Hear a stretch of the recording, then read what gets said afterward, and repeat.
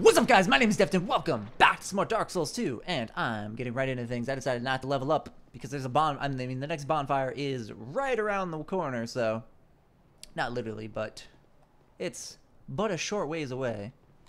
I mean, hell, it's about underneath that little watchtower you can see in the distance right there. That little watchtower. That's where the next bonfire is. That is super close. So I will I'll take a level up, perhaps. After I get there, I'll probably gain enough souls for 2 level ups. But anyway, so we're going to talk to this young lady right here. See what she might have to say. Are you a traveler? Oh, and fun fact.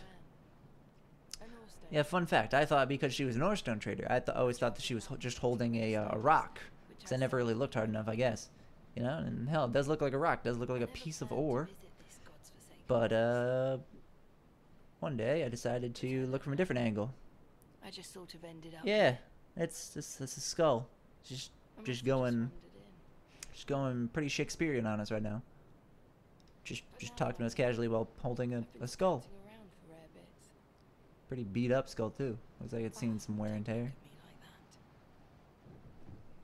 That skull's definitely been around the block once or twice. For instance, certain stones are used in smithing. Oh, now your ears prick up. Have extras if you can pay. But anyway. This is my trade, after all. Yeah, she is Stone Trader Chloanne, and she doesn't start out with very much. Starts out with a bonfire ascetic and 10 Titanite shards, as well as 2 spells. I think Dead Again you can't buy from. Oh no, I think you can buy it from someone else. But yeah, she says a couple spells and just Titanite. And you might think, oh, what kind of Stone Trader is she? Well, as you progress through the game, she her inventory size increases to the very end. When you beat the game, she'll have infinite of all the way up to Titanite chunks. She'll have infinite regular large chunks, and then she'll sell like 1 slab, and then she sells like 3 of each of the elemental stones. So yeah, be sure to check back with her after you get through different parts of the game, after you beat certain bosses and stuff. And she will move back to Majula once you finish exhausting her dialogue, as most of the NPCs do.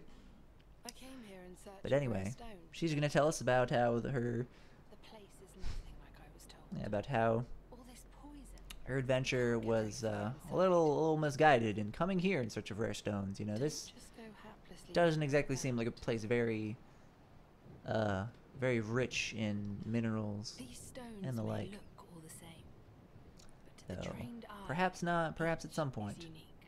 but no longer. Some of them are used to smith There are weapons some and beautiful armor. visuals in this Some game. unique stones provide special benefits.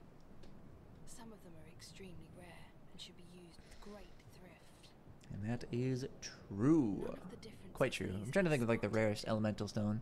but I've learned quite a bit already. Probably, yeah, probably bolt stone. Probably bolt stone's the toughest to come by.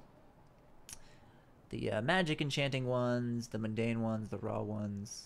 I think the raw ones at least. All in that list I just gave drop from enemies. And if it drops from an enemy, you can kill them eternally. They do stop spawning, but I was just recently reminded in doing some grinding on separate characters that if you join the Company of Champions in Majula, which, you know, it's in Majula, it's right off the bat you can join, it does make the enemies stronger. It increases their attack and defense, from what I can tell, by like 20-25%, which isn't all that bad. But it makes the enemies spawn infinitely, so if there's something you want to farm, then you can just make them ever so slightly stronger, and you can kill them infinitely, which has quite helped me in getting certain items. But anyway, Drang Lake. let's continue listening to Chloanne's story. How is it that I ended up here? I mean, gonna have about half the episode left by the time she's done, but that is more than enough time to get to the next bonfire. I wonder if that came through me cracking my knuckle on my chin. I've searched every nook and cranny here. Oh, here we are. I suppose it's time to move on. Well, Perhaps we'll meet again, if we live that long. alrighty. I suppose. She's gonna move shop, and she'll be back in Majula. And poor skeleton there. But alright. Yeah, it's kind of surprising that she's searched every nook and cranny. Yep. a good portion of these items here throughout the poison are Titanite. Anyway, we're gonna grab this. I'm gonna kill you before you even get a chance. Now I'm gonna grab all these items here. Gonna have my flask at the ready. Luckily my resistance is somewhat decent to poison. It's gonna take it a little bit to get me. This guy will only engage you if you get very close, but you definitely want to pay close attention to him. You do not want to take a hit from him because he... Oh. These guys will throw dark orbs at you. They have like a melee attack, but I don't think I've ever really gotten hit by it, so I don't know how strong it is compared to their dark orbs. But their dark orbs they're big, but they're slow moving, and these guys take an hour and a half to wind up. But if it hits you, it can OHKO you. Yeah, like, see? That can OHKO you. If you don't have very high magic resistance, that can knock you out in one hit, regardless of your health. I mean, even if you're a mage with really high magic defense and good magically defensive robes, they'll still nearly knock you out in one hit. You do not want to mess with them. Anyway, we got an item down here as well that I'm going to grab first. And I am not sure, I don't hear him, but we do have an old friend who shows up here. I don't know if I gave him a proper talking to get him to spawn over here. Yes, I have! Ladies and gents, it's Gavlan. It's time to wheel and deal. But, actually, you guys didn't meet Gavlan, at least not in my playthrough, because when I met him, I lost that footage. And that was in No Man's Wharf, the first segment of lost footage. But anyway, he's the only character in the game you can sell to, and that's why I love him so much. Not only, well, granted, not only that, but his lovely dialogue and his beautiful insight into the world of Dark Souls.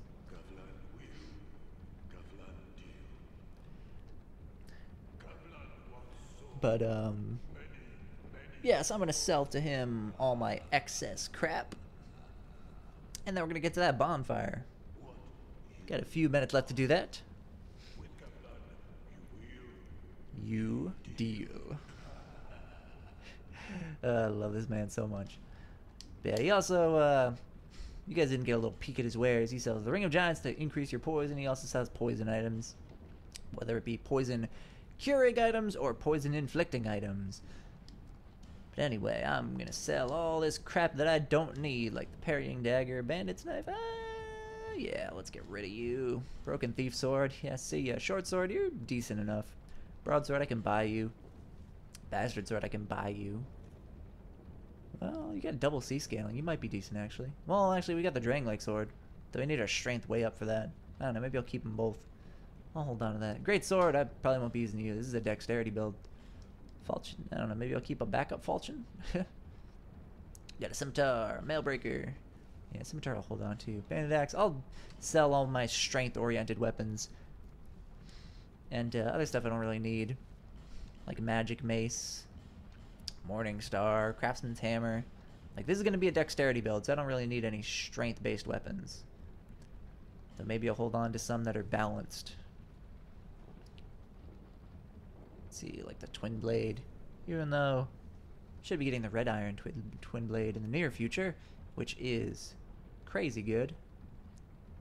Some might even say OP. Cleric Sacred Chime. Yeah, I don't really need chimes. I'll hold on to at least the Sorcerer's Staff, just in case I decide I want to run some magic. Light crossbow. Yeah, well, I've got a short bow, which scales with dexterity, which does quite a bit of damage. As you saw, I took out that crystal lizard in 2 hits, even though they don't have that much health. But okay, we get all these crappy shields we're probably not going to use, but let's at least keep like the magic-oriented shields. Leather shield I'll hold on to you just for sake of memoriam, because I've survived many a things with you. Now, we're mostly going to stick to the lighter shields, but let's at least get rid of the tower shield. Mastodon Great Shield, yeah, actually, if it requires 30 plus strength, it'd probably be wise to toss it. Well, maybe I'll hold on to you. Oh, and this I didn't get during my playthrough. This is interesting. It's a pretty obscure item that I had kept forgetting about. It's not bad. I mean, look at that magic resistance. It's pretty solid, and if you upgrade it, you can get that physical resistance all the way up to 70%. And it looks pretty gorgeous. Oh yeah, I'm not selling it. Hell no. Oh right, we got all our armors and stuff too. Holy crap, we got a lot to get rid of. Yeah, don't need you, don't need you, don't need you, don't need you. I do hold on to the, well, I don't need the leather gloves. Because yeah, the leather gloves, at least early on, have decent elemental resistance and such. I can at least get rid of those. This is not too bad. The whole brigand set isn't the best. Maybe we'll hold on to our bandit set. Or at least the helmet. The helmet's not all that bad. I don't know. I like to hold on to stuff at times. Arch trick robes. I don't know. Let's hold on to you. Maybe when we get like some better magic resistant robes, I can replace them. We got the Grim set, which I don't really use. The helm, I don't know. Vengarl's helm will trump it at the moment. And we could always get plenty more. Those guys love dropping items. Let's see. Hi, you're not all that great, even though you look cool. Lion Warrior skirt I don't really need. And yeah, we have really narrowed things down. Don't really want to sell any of my rings unless I get duplicates. Or, you know, if I get the +1 version, I'll get rid of the original. Alright, that's about good for now. Many thanks. Alright. Oh, let's not forget about the chest. And then, yeah, there's nothing else on the other side. We're going to get ourselves a raw stone. And we're going to make our way to the bonfire. Going to try not to fall off. Yeah, this is going to be another slightly long episode, but hey. It's all in good fun. And I have goals I want to reach. No, you don't necessarily have to kill these guys, but I don't know, I probably will. I think I can take them out quick enough. We're going to climb up here real quick. Get ourselves some witching urns. Or hexing urns. Hexing urns. Yeah, I know a lot of the items that play these games so much. Yeah, these guys, not all of them will aggro on you.